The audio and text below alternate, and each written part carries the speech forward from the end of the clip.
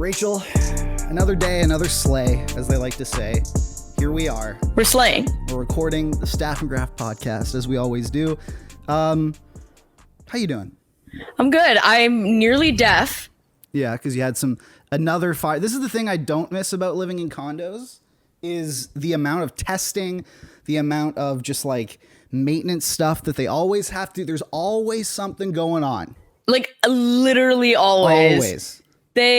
So don't get me wrong, I'm here for fire safety. Like let's just get that straight. No, we're very anti-fire safety on this But podcast. Run into open flames, kids. I do not stop, drop, and roll. Don't do that. I don't understand why. So I get why you need to test like within suites. Yes. But why is it that when you press the guy's suite that's like across back there, that it has to go off in my suite too? You know what I mean? It's like, just test it in my suite. And they tell you, like when they make the announcement, right? They tell you, hey, if there's an actual emergency, we'll come on this PA and we'll let you know.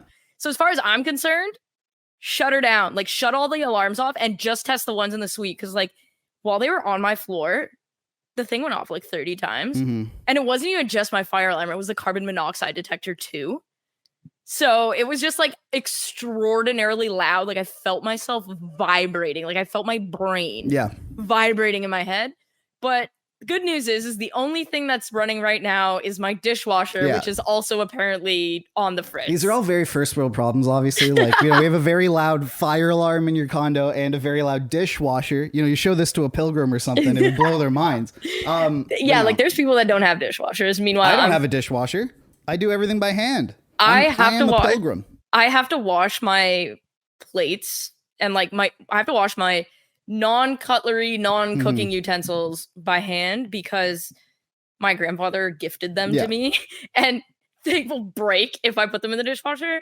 So I actually take great pride in washing them. Very much like this table that you've banged your shin off of about 17 times. This table is my arch enemy. Like I have legitimately banged my shin on this table a million times, and this table is a very sturdy table, so it's not very forgiving. No, this is not a plywood or particle board table. It's not an IKEA table. Absolutely not.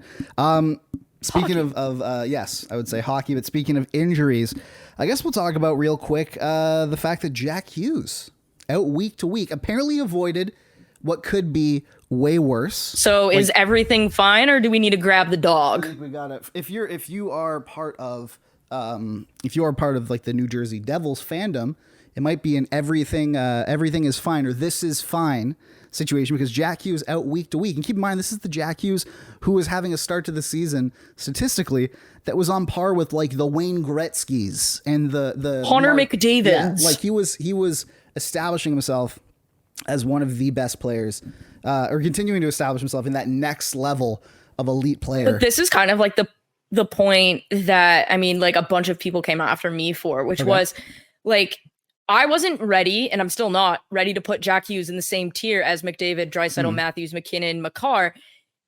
Part of it is because you have to do it for multiple seasons, right? And the other thing was, I wasn't convinced that if he played this game, he was going to remain healthy. Yeah. And so, unfortunately, we are now at this situation again, and it's terrible because Jack Hughes, let's face it. McDavid missed a few games. He's now back.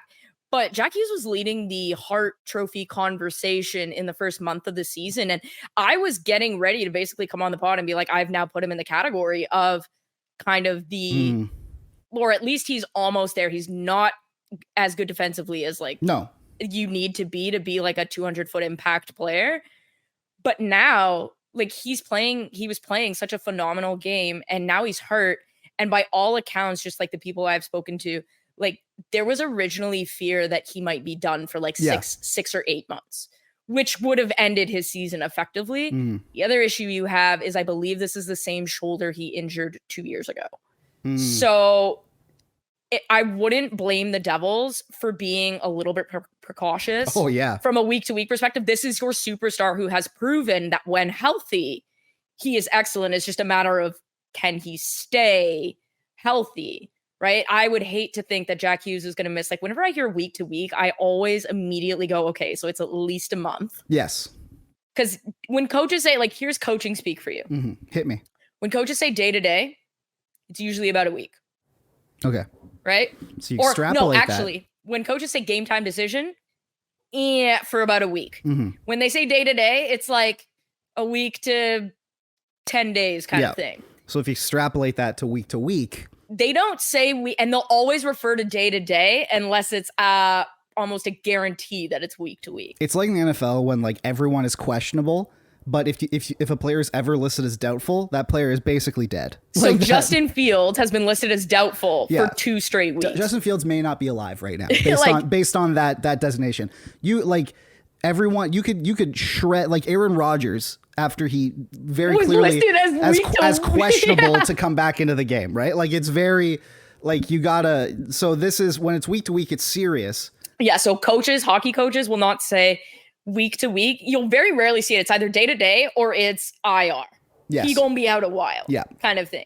So when they say week to week, it's a lot closer to LTIR than it is day to day, especially with a superstar. Like if you notice with McDavid, they were like, he's day to day. He's not going to miss any more than like a week or two. And he only missed a week. Yeah.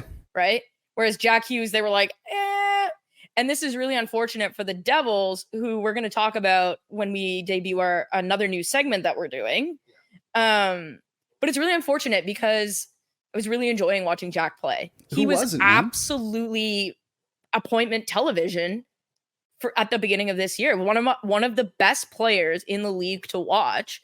And it's just super unfortunate that he is hurt now. And you never know with first of all, shoulders, hips, back, groin, recurring injuries. Any like major joints for a hockey player, dude, those can linger. If they're not hinge joints, so like elbows, knees, they're gonna recur. Mm-hmm. Right? So if it's a ball and socket joint, aka hip and shoulder, everywhere kind of around that, so your groin and your back for your hip, and for your shoulder, it's usually like your upper back or just like your ligaments and kind of muscles around your shoulder, a labrum issue, that kind of thing.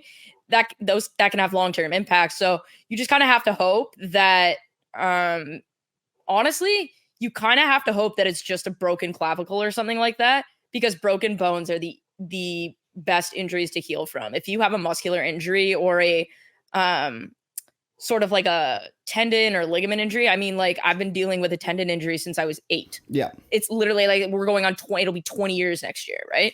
So it's one of those things tough, man. The Devils are, first of all, they're 7-3-1. They're a very good hockey team, I'd say. Yeah. If you look at it, they've been getting a ton of secondary scoring, right? So they've been getting Tyler Toffoli's been really good. Dougie Hamilton's been really good. Nico Hischier hasn't been scoring a ton, but on both sides of the puck has been phenomenal. Oh, yeah. This year. So and Alexander Holtz has come up and looked pretty good. So I think they're getting contributions enough to sustain themselves. They might not be, a 700 points percentage hockey team with Hughes out of the lineup, but they are more than a good enough team to get there and manage without Jack. Oh yeah, and even if they need and obviously it's not the same positional group, but the fact that this is a team that is doing as well as it is now, has the young talent and all, the veteran and young talent that they have, and then they have a guy like Nemec on the farm. Now they have guys that can come up and help them. Look, I love this team. This is they're a super lovable, kind of easy to root for team. Oh yeah.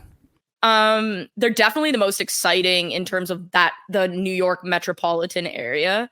And people got on me for being it's the New Jersey metropolitan area. No, it isn't. When you ask people from around the world where that major city is, it's New York. So just be happy that you're being included in that general situation and that you're the best team in the New York metropolitan area, because let's face it, you're better than the Rangers. You're better than the Islanders. You're better than the Giants and the Jets. You're better. Well, the Yankees and Mets aren't even playing. But they both suck. Yeah. They're both booty cheeks. Yep. So the Devils are for sure in terms of even if you want to extend it to more of New York, the Bills lost last night and they look like crap. They are the best New York-based sports team right now. I don't know. Not New York. I mean, maybe they're in the New same Jersey. category as the Bills, because until you make it to the Eastern Conference Final, that's true. You can't be in the same category. But as the Bills suck right now. Yo, yeah, I won major money on the Bengals, last because I had yeah. Burrow over 1.5 passing TDs, Mixon TD. I had an Irv Smith TD for some dumb reason. Why that? Okay, that's. But like, and just on a quick aside, like, you know how I take fantasy very seriously. Very seriously. I've been in this league, and if I need Keenan Allen and the Chargers D to combine for, I think it's like 15 points tonight, which I think they should do. Well, I mean, my model, I have Keenan Allen in one of my leagues, and my model has him projected to get 11 fantasy points on his own tonight. Good. He's projected for 11, but and they're playing the Jets, right? So it's like the Jets, and the thing is like the Jets defense, like their passing defense though hasn't been as good because outside of Sauce Gardner, there's not really anybody on that back end right now. I got C. Like with safeties wise. Oh, yeah, I was gonna say like CJ Mosley's like a linebacker, like it's exactly. Fine. But I have the Chargers D and any D, and I picked it up because I had the Bills D, and I'm like no, so I ended up picking up 2 defensemen, and I put the Chargers in there because they were playing Zach Wilson. Yeah, and to be fair, like the Bills have one of the best Ds in the league when Tre'Davious White and Matt Milano were playing. But also it was against the Bengals. It was against Joe Burrow and Jamar Chase and T. Higgins. I'm like, no, thank you. Anyway, back to hockey. Look, the Devils are... Look, it's a bummer when a great, like, borderline superstar player gets injured and is out at any time. Like for any team, but specifically for the Devils at this point, they were killing it. They need to sort of bank points in their division to start the year because their strength of schedule, they have a pretty easy schedule to start. So yeah, they have an easy schedule to start. And we also know that I don't think the Hurricanes are gonna be sort of like wishy-washy for that much longer. Rod is gonna get them pumping. So you need to get that. It's like, you know, like when you're in school, you bank those easy marks at the start of the year. So when the dog days come and things get harder and you get more tired, you're able to have a safety net. My grade 12 year, I did all my like hard courses semester 1. So I had I did grade 12 course in grade 11 too, but my first semester of grade 12, I had calculus, advanced functions, physics, and chemistry, all like grade 12. And then my second semester, 2 spares, English and economics. That's amazing. For university, I just made sure to like go to every tutorial, ask at least one question, so you get so you just straight up it's easy. You have at least 10%. And as somebody who taught tutorials, I always gave the benefit of the doubt to the students that either showed up or like made an effort being like, hey, I was looking at this and I have a question. That tells me you at least read the stuff. I wouldn't even ask like relevant questions really. I would just do enough so when the TA is going to like mark participation, I'm in their mind. They remember that I was there, you know? They don't have to look at the attendance. Present. I was literally I'd be like, oh, but like, what about this? And like, it would barely be relevant to the conversation. But they'd be like, well, when they're marking, they'd be like, oh yeah, Mike asks questions every time. So yeah, the Devils 10%. Basically need to go to their tutorials. Yeah, they need to go to the tutorials. And this sucks because now they're missing the best player, but the depth they have is phenomenal. Yeah. Like, Jesper Bratt is proving that deal, dude. Fire your agent. Like, what are you doing? I remember being in that organization when Jesper was just a rookie and like pounding the table. Please play Jesper. Like in the playoffs for healthy scratching him. And I'm like, play him. Like we healthy scratched him for Brett Seney. And that was like the only time I went toe to toe with Hines. And he finally cracked. And like, I guess Alan Nazardine got to him. And he played Jesper. Now, to be fair, the game before he sat Jesper had 5 turnovers and 2 of them resulted in goals against. And also, let's just be clear. That's Toronto Marlies legend Brett Seney you're talking about there. So put some respect on his name, please. Well. Put some respect on Toronto Marlies legend Brett Seney, please. So the Devils, we think they're going to be fine, but it really, truly sucks that they're going to be without Jack because that's super unfortunate. It does beg the question of like, I wonder, I mean, obviously they all worked hard in the offseason, but I wonder if there's something they can do strength and conditioning wise for Jack, just because he's a bit of a smaller player to maybe mitigate the injury concerns, because I would hate to have somebody of that caliber mired by injuries. Cause that's just, you do not want a Sidney Crosby situation where we are robbed of like multiple seasons of Jack Hughes' career of his prime, because of injuries. Like I still hate that we deal with that with Crosby. You know, it's interesting.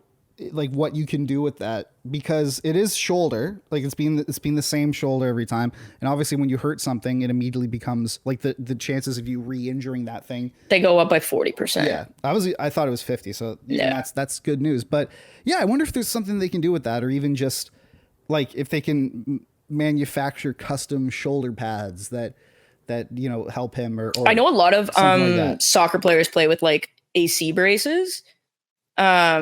I used to play with an AC brace when I was coming off my shoulder injury, and like I wonder if I know some NHLer do like play with one. I just wonder, but Would it be illegal to install an airbag in his shoulder pads? okay, That's what I'm wondering. imagine someone just hits him and And then just boom! gets like thrown through the boards, like gets shot through the boards. Have you seen Neighbors, like the movie Neighbors? Yes. Yeah, like the airbags exactly where what they I shoot him thought through the about. ceiling. Yeah, that'd be hilarious. All right, moving on. All right, moving on to the Ducks. Quack, quack, Rachel. Everything is more than fine with the Ducks right now. The Anaheim Ducks, man. Look, we expected them, and this is Rachel's surprise team. So this is the Rachel was right segment. Oh. As we normally have a banner that unfurls and everything, but it's not here today. I don't know where it went. But a banner just like with like confetti and some balloons. There's a clown that shows up. no, I hate clowns. Yeah. Oh my god. But no, like that's the Ducks. They were Rachel's surprise team, but in real sense, we were expecting them to be better than last year. Obviously, I mean the bar's pretty low for that. Man, I got so much crap for saying I think the Ducks are going to give teams like a bit of a run this year. Yeah. And like, to be fair, we're in the first week of November. So like maybe. Yeah, exactly. Yeah. Like, let's not get carried away. They handed the Vegas Golden Knights their first regulation loss this year. They sure did. Vegas does not have a cup hangover, and the Ducks said, we don't care. To be fair, Vegas was on the second half of a back-to-back, and they were on the road. So, like circumstances were... So just to be fair, but that doesn't take away from the fact that the Ducks are killing it so far. Mason McTavish is like, we talk about impact centers, and like, remember when we talked about how having Leo Carlsson and Mason McTavish in the long run was probably going to allow them to move Zegras to the wing? Mm-hmm. Yeah, I think we're there. I mean, obviously they're bringing Leo Carlsson in, which, by the way, seeing a lot of like that talk online. I love what Pat Verbeek is doing with Leo Carlsson. So many times you see players that are, first of all, way too good for junior hockey. Yes. And instead of like playing them in the NHL and maybe just tapering back on what they're doing, like how often they're playing, they just send them back to junior and they don't learn anything. With Leo Carlsson, it's like, okay, we're going to make sure that you don't hit this wall. We're going to gradually bring you in. Leo Carlsson and Mason McTavish in particular. Yes.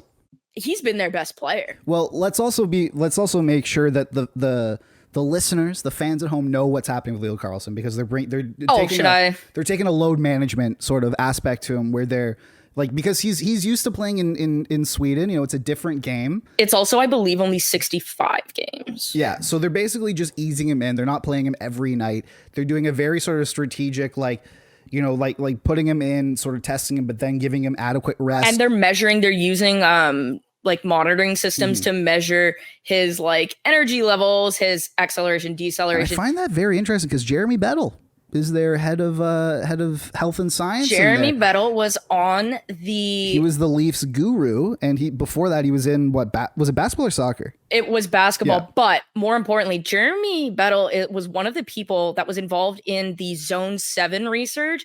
Zone 7 is a big thing that gets used in soccer that's been proven to predict and prevent injuries.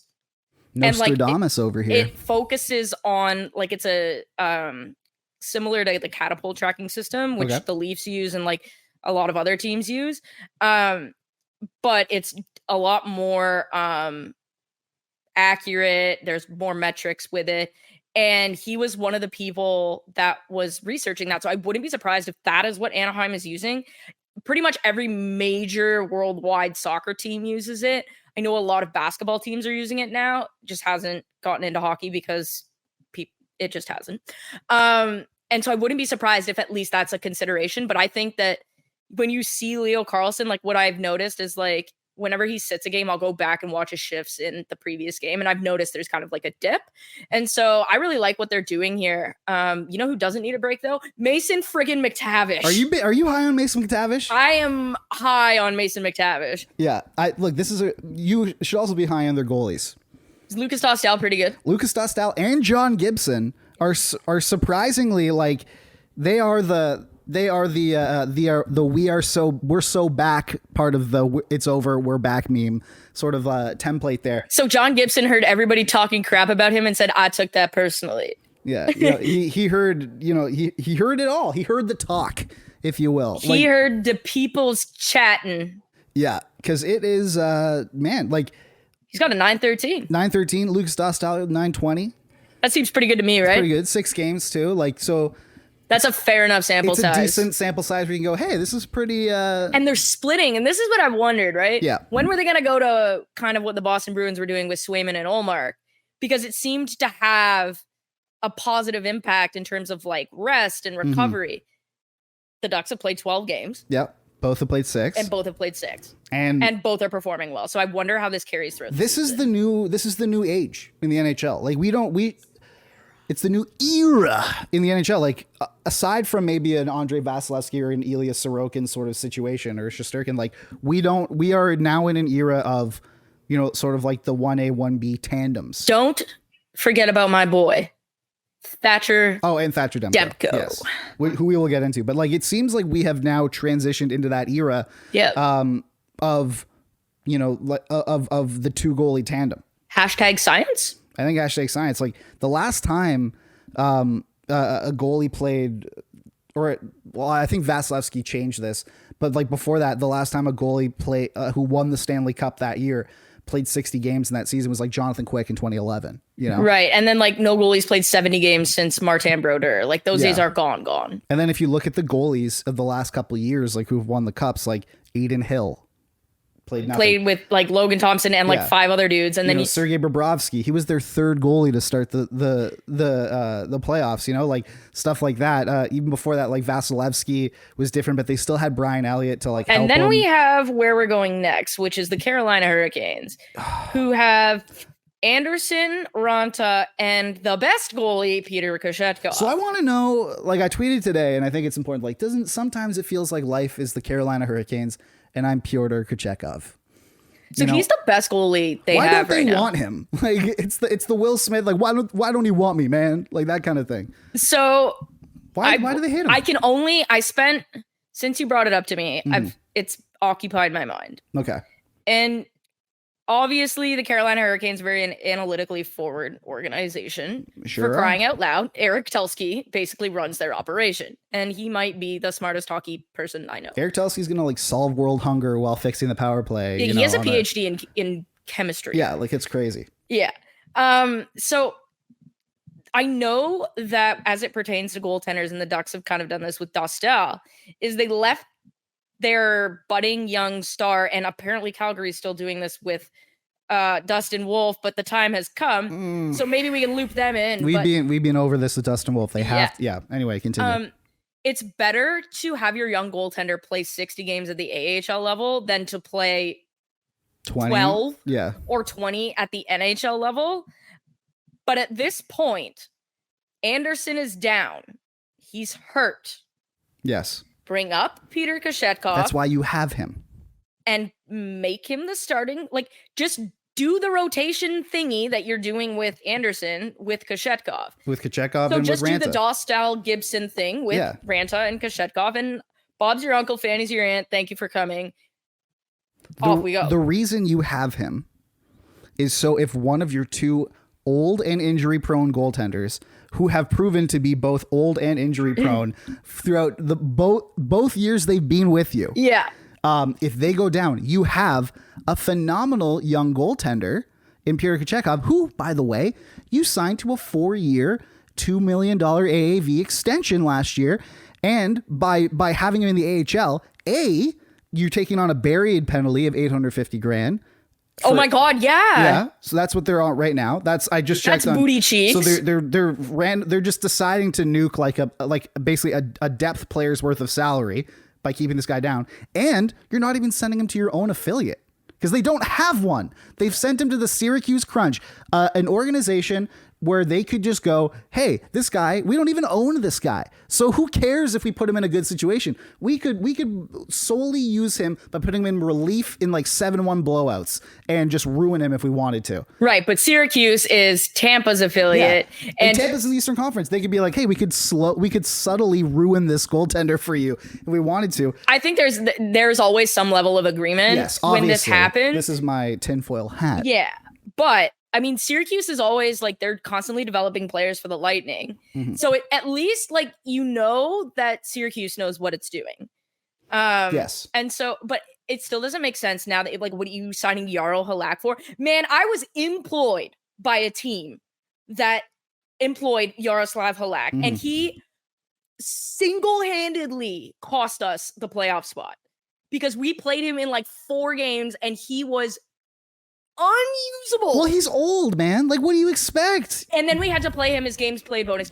Oh my god. Oh, I remember that. Yeah. But then I wasn't there, so I don't care. But look, man. He's 38 now. Yeah, like just why play Kashetkov, please? It's tough because you look at a team that is as smart as Carolina, right? Like and you want to give them the benefit of the doubt. And you have to think, me being, like the simpleton that I am, I go, okay, well, there has to be something at play here, but then you look at every sort of angle of this and you go like, maybe this is just a bad decision. Yeah. And like good, smart people make poor decisions. Is this like, I wonder, because then I'm thinking Bill Gates has made poor decisions. He is an objectively smart human being. But then I think about this and I go, okay, so maybe this is a Nedeljkovic sort of situation where they had him, they were high on him, but then they uncovered some sort of flaw in his game where they realized, oh, this guy isn't worth it. But you already committed 4 years to him. Yeah, they wouldn't have committed 4 years to him. So and like, did you discover something in his game like over the summer where you were like, also goalie coaches exist? Yeah, like what is? I don't understand. But the thing about Kashetkov is like I've heard from multiple teams that like they've called. And they've said no? And Carolina's like, don't even bother calling us. So what are you doing? Why are you keeping this? And like, it'd be one thing if it's like a Nick Robertson situation, you're sending him to the Marlies. Because if you're the Leafs. You're sending him to Syracuse. Yeah, if you're the Leafs, theoretically speaking. Okay, let me get in character as the Leafs. Okay. All right, now I'm here. Okay, you're the Leafs, theoretically speaking. Okay. They clearly want an established goaltender. I'll give you Ilya Samsonov, and you can give me Peter Kashetkov if you are so desperate for an NHL goalie. Mm-hmm. Because Ilya Samsonov is an NHL goalie by definition. Yes. And then or if you are the Calgary Flames, I'll give you Dan Vladar, and you can give me Peter Kashetkov. Or, that'd be a bad trade. Yeah, it would be a bad trade. But do you understand all what of I'm these saying? would be bad. Yes. Oh, they'd all be horrendous trades. Yes, but I know what you're saying. Yeah. Yeah. Why wouldn't you take that? Exactly. So it seems like this kind of seems like it's that important to you. Are they okay? And this is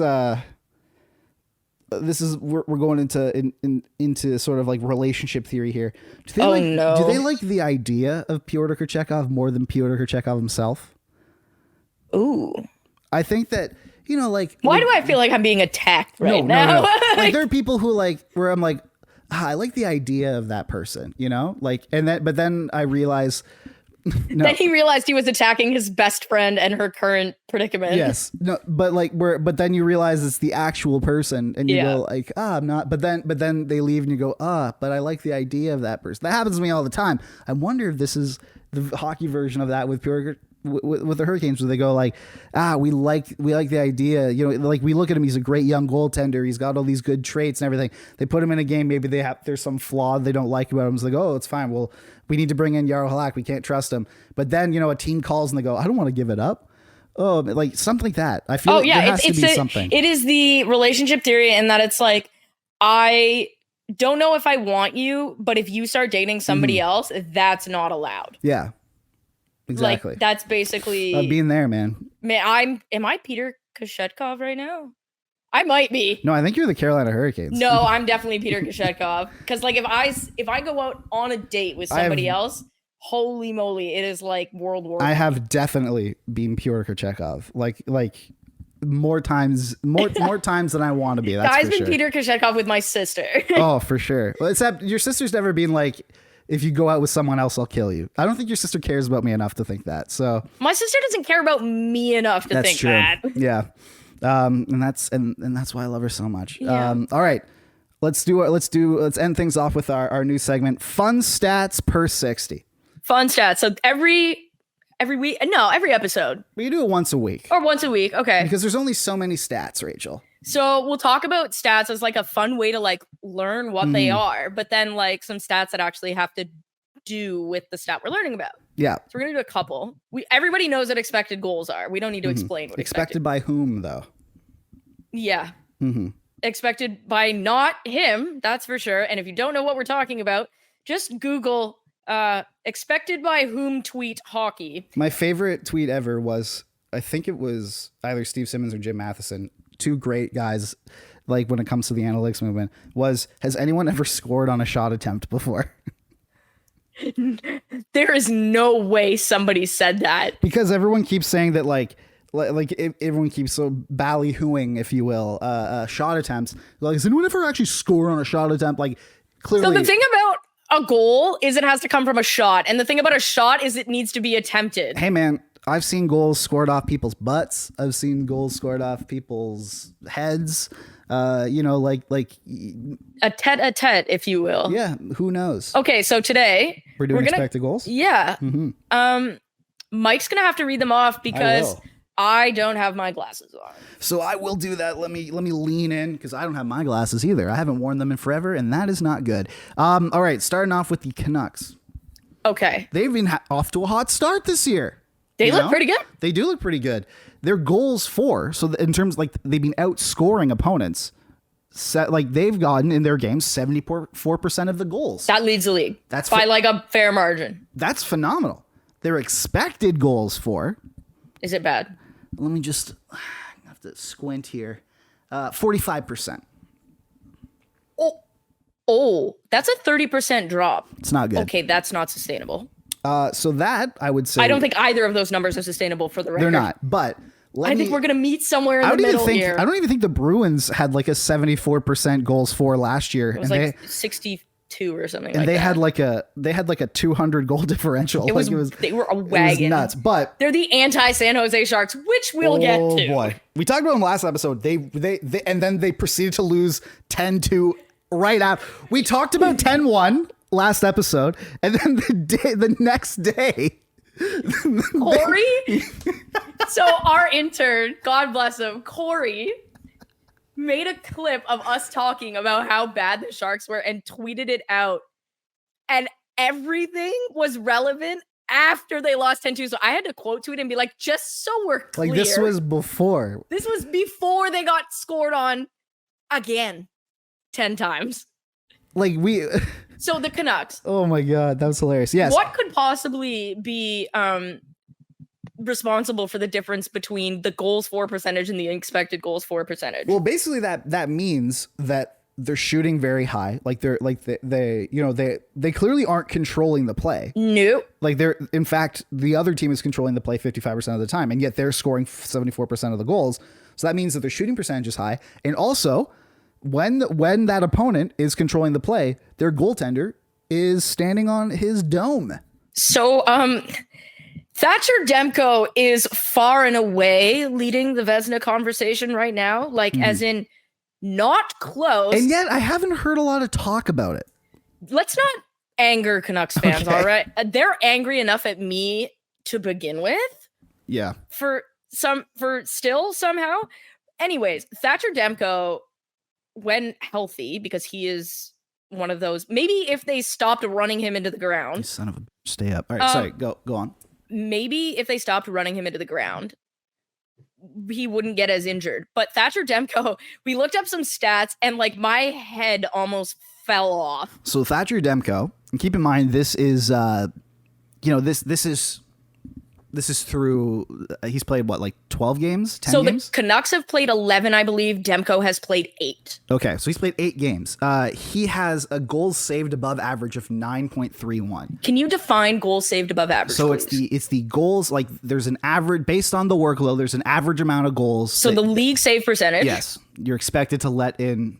It's basically the amount of goals you're expected to let in if you post a league average save percentage. Right. And how many goals above that is how many goals you saved that are above that number. Basically, how much better you are than a league average goaltender. Exactly. That's much better than the friggin' word salad I just pooped out of my mouth. A great image, and I hope everyone is eating when they are when they heard that. Wow. So So basically, through only 8 games so far, He's averaged saving more than a goal per game than the league average goalie. So every Canucks game, you can basically put them up 1-0 when you have. That's a great way of saying it. Thatcher Demko in net, because he is going to stop 1 goal above average. That's absurd. That will help you get out to a 8-2-1 start or whatever they're on. That will help. Then there's G-Sacks. G-Sacks. So that's goals saved above expected. So that's your expected goals minus your goals against. Mm-hmm. He is at 13.5. So this through is 8 games. the difference. Okay, so let's just put this into perspective quickly. Do that. The difference between Thatcher Demko and second place for G-Sacks is the same as the difference between second place and 17th. I'm not allowed to swear. That is crazy. Like, categorically absurd. Just to give you an idea, this is not obviously sustainable, but Thatcher Demko is performing better than Linus Ullmark did last year and Ilya Sorokin. That's how good he's been. So that's that. Did you see the save he made on the weekend? I did. So he's performing better than the guy who won the Vezina and the guy who should have won the Vezina. Crazy. And the guy, the guy who's been the best goaltender in the league for a couple of years. And he's also performing better than UC Saros did towards the end of last year. And UC Saros towards the end of last year was Dominic in Hasek. God mode. Yeah. Yeah.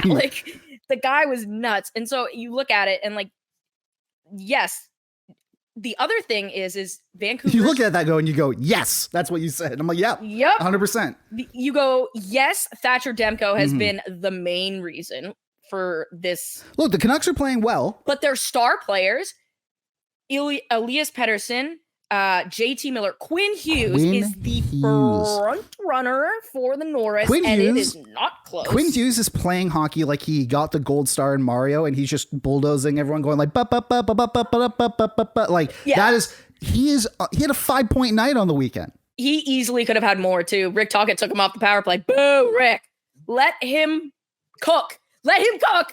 He's actually cooking. Why would you take what? Yeah, because they were like, oh, it's that's like the goal, the 10-1 goal against Vancouver was goalie interference, and he didn't challenge it, and Demko was furious because it would have been called that. Hold on, why would he take Quinn Hughes, who is among the league leaders in points as a defenseman this year? He took him off the power play in the San Jose game when they were up 7-0. Oh, okay. Okay. Sorry, I thought you were like he's. Oh no! I was like, take him off the power play. Wait a minute. That's a fireable offense. Wait a minute, but no, it was more of like Sergei Gonchar would poop himself. Yeah, I was saying it was more of a like we're it's like a mercy rule type thing, right? Okay, which I understand the coaching fraternity, but I'm not in favor of that. This is a professional sports, man. You are paid multiple millions of dollars. If you don't want to lose 10-1, simply be better. This is professional sports. Kill your opponent. That's what you're supposed to do. The Ravens didn't put in their backup quarterback when they were up 30-3 on the weekend. No. You don't do that. No, you don't want to lose by that much. Be better, not hard. Right? And so you look with the Canucks, they're getting, it's kind of like it's a perfect mix. It's actually exactly what you want in the playoffs. You want your goaltender basically turning into Dominic Hasek, and every single one of your star players bumping around with a Mario Gold star. Yeah. Right? So to kind of give you an example of the difference between the Canucks and, they'll love this, the Leafs. 2 Leafs have gold stars right now. William Nylander and Austin Matthews. Actually, John Tavares is on gold star mode. Doing fantastic. The goaltending, they're in mini mushroom mode. Do you want to know the last time a Leaf not named Matthews, Marner, Tavares, or Nylander scored a goal for the Leafs? I probably don't. But I want you to guess. Was it before or after my latest Menti breakdown? I think it was before. It was. Jeez. It was. I believe in either the first or second period of their game against the Dallas Stars on October 26th, and it was Tyler Bertuzzi.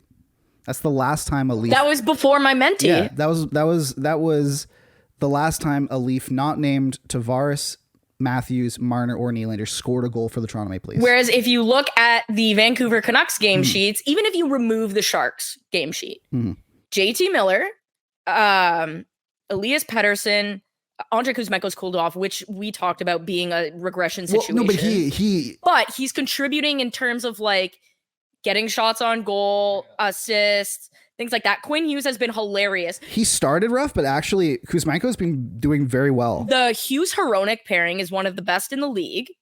I still think they should split them up to like spread the wealth around. But while they're playing this well, it's really hard to make the argument.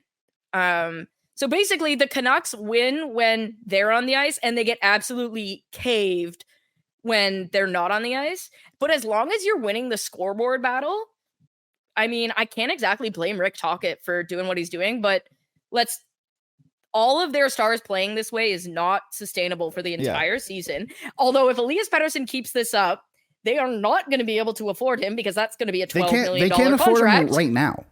He is literally, if my model that has like the salary cap component to it right now has him projected for a $12.45 million contract.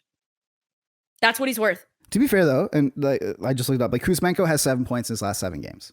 Hey, so he's warming up, and that includes their most recent game where he put up like zeros across the board. Yeah, so he's warming up because he started and it was not cute. He started rough, but Mikheyev's looked pretty good. Yeah. Since coming back into the lineup after ACL surgery, he has lost a step. You can see it, but he's looked good. And hey, their penalty kill is better. Oh, their penalty kill is phenomenal. Yeah. Well, I mean, they were a league worse last year. Oh yeah. And Adam Foote took it over and was like, "Hey, we're going to be a lot harder to play against in front of our net." And Thatcher Demko was like, "Hey, if you just move people out of the way, I'll make the saves. You leave the goalie stuff to me." And he's kept his word, Thatcher Demko, more than that. So good on the Canucks. I think what we're looking at here is a team that isn't obviously a 74% goals for team, but isn't an expected goals for team of 45%. I think we're probably looking at a team that's like 53% expected goals. Like that's probably the true talent of this team. And you know what? That's a pretty good team. And they're banking, like we said, they're banking points. This could be this hot start, as unsustainable or like as unsustainable as it is. This could be the difference between them getting into the playoffs. Absolutely. Well, that was the issue we had. The back half of the season I was there was they started like 0-8-1, but they went on with a Travis tear. Green, and then Bruce came in and was like, "Get on this horse, we go," and we narrowly missed. And that was part of it, was the start. And so, like, even if you hope that everyone stays healthy, I freaking hope Thatcher Demko wins. Like, first of all, I think a lot of people wrote him off. I really hope people kind of remember how good Thatcher Demko is. Quinn Hughes has finally gone mainstream for being as good as he is. And Elias Pettersson is not getting enough credit for how good he is defensively. Now let's talk about the Sharks. So you know how we said the Canucks are scoring 74% of the goals in all games they're a part of? Yeah. The Sharks are scoring 13%. Is that bad? That's horrendous. So that's actually the lowest. Yeah.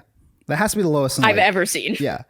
This, like, we had an entire segment on our last show about whether or not the Sharks will be like the worst team of the salary cap era. It's a resounding yes so far. I'm starting, like, if they keep this up, it is legitimately like the worst. Like, and let's not blame David Quinn here. Yeah, people have are like, you looked at that roster? What is he supposed to do?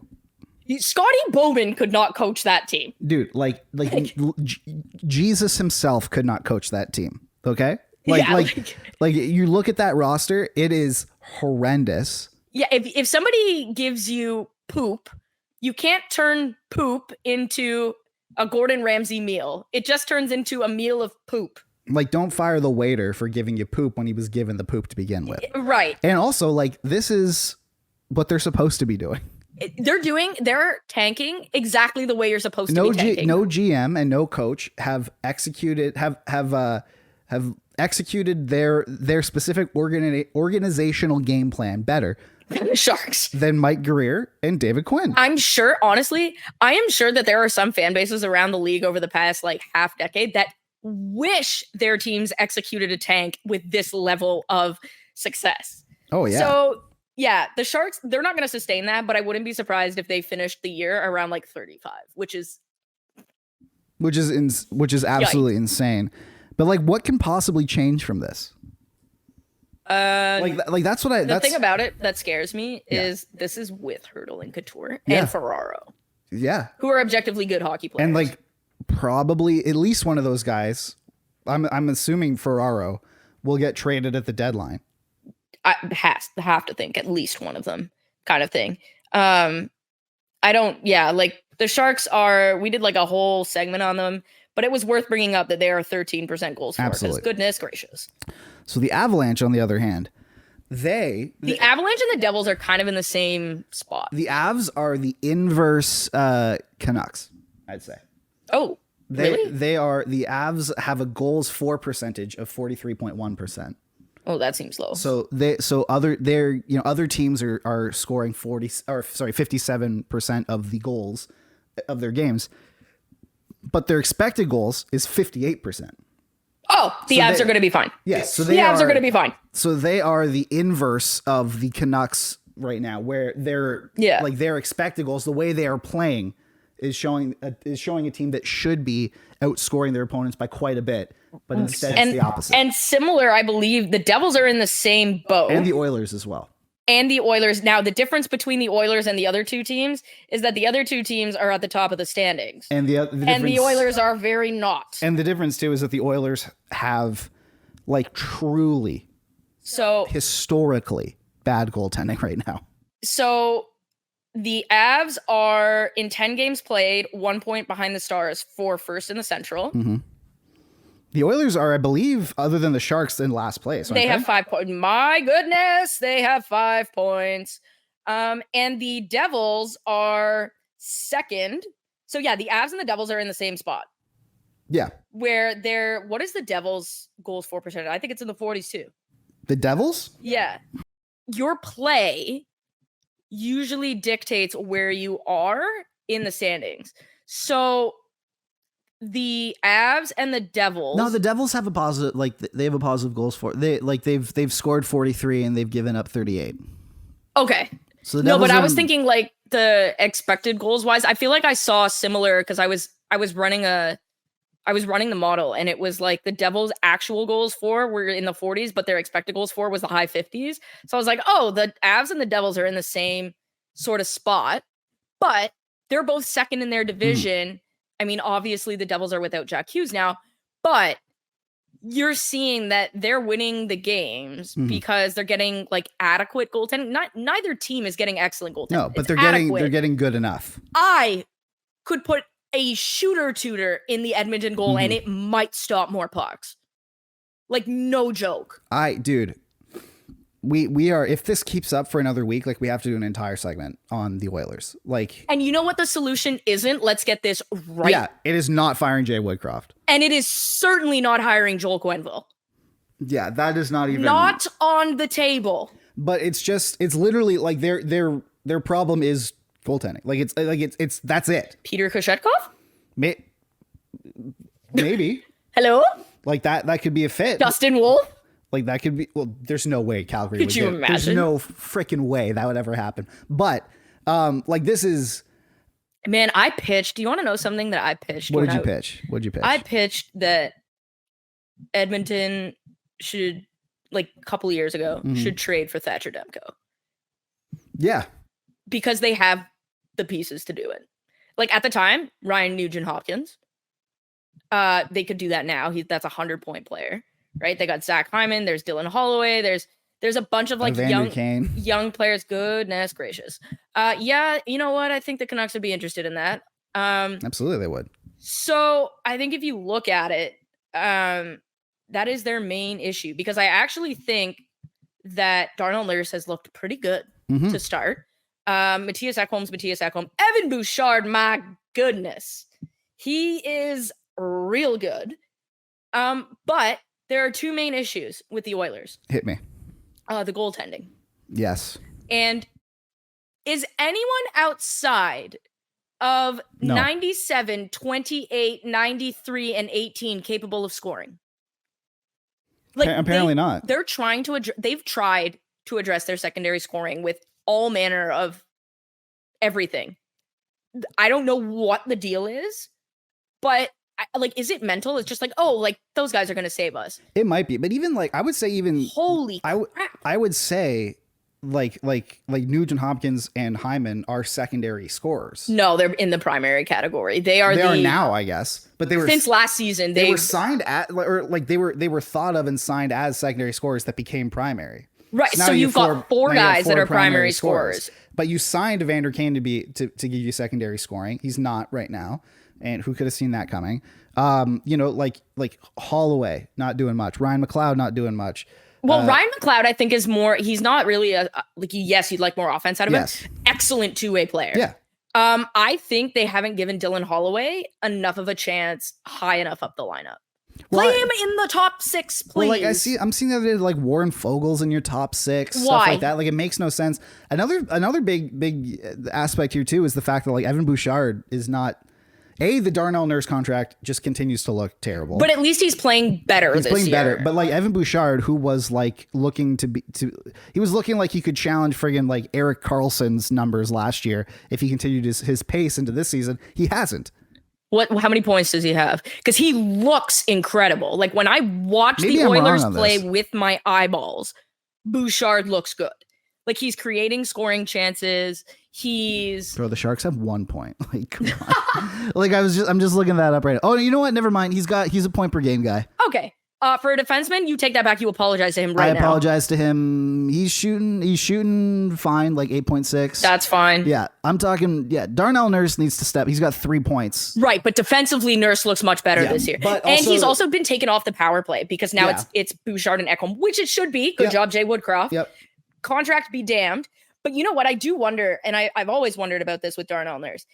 Does taking the offensive load off of him allow him to focus on his defense and use his skating to be more effective defensively? Because he is a great skater. Yeah, and I think so. And so maybe, you know what? Maybe 9.5 is too much. But if 9.5 is too much, if he can be a $7.5 million really good defenseman, then it's manageable. Well, it's manageable in the sense that it's a great asset, but this is a team that has to play a guy short most nights because of the salary cap.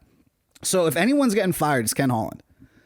Well, if Ken Holland, Jeff Jackson is running the operation now. Yeah. And they just hired that director of analytics who's a whip smart guy. So I'd have to think that it was someone from Twitter, wasn't it? No, he used to work for Sport Logic. Oh, okay. He's really smart. But like this fella. Is if anyone should go, quote unquote, it is Ken Holland. He's the one who signed that deal. Like Jeff Jackson came in like towards the late summer. Like what's he gonna do? Like like we're talking about, should Jay Woodcroft get fired? How about the guy who is like pissed away draft capital and cap space and now like the primes of McDavid and Draisaitl? Like he's made one good trade. It's the Ekholm. It's trade. The Ekholm trade. Yeah. But like other than that, like with that one Ekholm trade, you have the Athanasiou trades. You know, you have the Nurse extensions. I was gonna say, how about the Nurse extension, like the Nurse extension, the Campbell contract. You know, like all that kind of stuff. Like Ken Holland has done a bad job with the Oilers. He freaking knocked it out of the park with Matthias Ekholm. So it's like he's capable. It's just like what. But also it's like that's one trade, man. Yeah. And it works so well because you inherited a job with pretty much the two best offensive players on the planet. Right. I mean, I think the Hyman contract has proven to be pretty good. The Ryan Nugent Hopkins contract that we all kind of raised an eyebrow at has proven to be pretty good. But that, like, you can't have a defenseman making $9.5 million that's worth $2 million. he's got to be at least worth 7. Yeah. Kind of thing. And so, yeah, the Oilers goaltending wise, oof. And then like Cody Like, I Ceci. can't even have Schadenfreude because, like, there's actually a different German word that I think I'd cause Mike to have a stroke with if I said it. Or it would sound like you're having a stroke. Yeah. It's just like, I don't know. Like, you watch them play and they very clearly, very similar to the Senators, actually, they haven't given up on their coach. No. Like, the Sens haven't given up on DJ Smith. Shout out Brady Tkachuk for actually calling out. Listen. I'm glad that he did that. I also don't think the fans are in the wrong at all. No, but that vitriol needn't be pointed at Brady Tkachuk. It's not pointed at Brady Tkachuk. It's pointed at like he was like, oh, all the booing and everything. Maybe you win, and then you're like, I can't. For example, like I was, I cover every Leafs game. Do you? I do. I'm covering one tonight even, and I didn't go. Yeah. Okay. So is it true? I have to ask because like somebody texted me about this, and like we're gonna get into this maybe later this week. Yeah, probably. Depending on how tonight goes, we will. We're gonna. No, you don't even know where I'm going with this. Oh, okay, never mind. We're gonna get into kind of like I'm getting ready to kind of be open about my mental health because I've had a couple people tell me that like it could really help a ton of people if I do that, and I think I'm in a good spot now where I think I can do that. You are wearing Grinch socks today, so no, put those feet away, Rachel. Not for free. Not for free. The fact that I can just do that with my hip is somewhat unsettling. But did I see somebody throw their bra on the ice? You sure did, Rachel. Hey, so I've been in a mental state the past 2 weeks. Not for all the tea in China would I be removing my bra and throwing it anywhere in public. That like ladies, even for a Matthews hat trick, ladies, no. What I want to say, and this is a PSA. Or you know what? You know what that tells me? That lady's boobs are too small because I and a lot of other women cannot walk around without a bra because it hurts. So what I want to say, and this is a PSA, and I want the camera to focus in on me. If you are that woman, my DMs are open. Michael. And on that note, Rachel, I think we have brought the end of the podcast. Yeah, I'm going to slap him. To a close. Donate to Jumpstart. Yes. Phenomenal charity organization. They are our charity of choice, and we love them so dearly. And it's a great cause to help children of disadvantaged economic backgrounds participate in team sports, which is very, very important. And the link to donate is in our bio. We're going to have maybe like some fun little giveaway contests having to do with Jumpstart coming up. So, it's a great way to support kids from underprivileged backgrounds, and the wealth gap has never been bigger. And so it's really important that we aren't taking away from children's opportunities. I think that's great. So on that note, Rachel, I think we will bid everyone a farewell, and we'll see you on Thursday.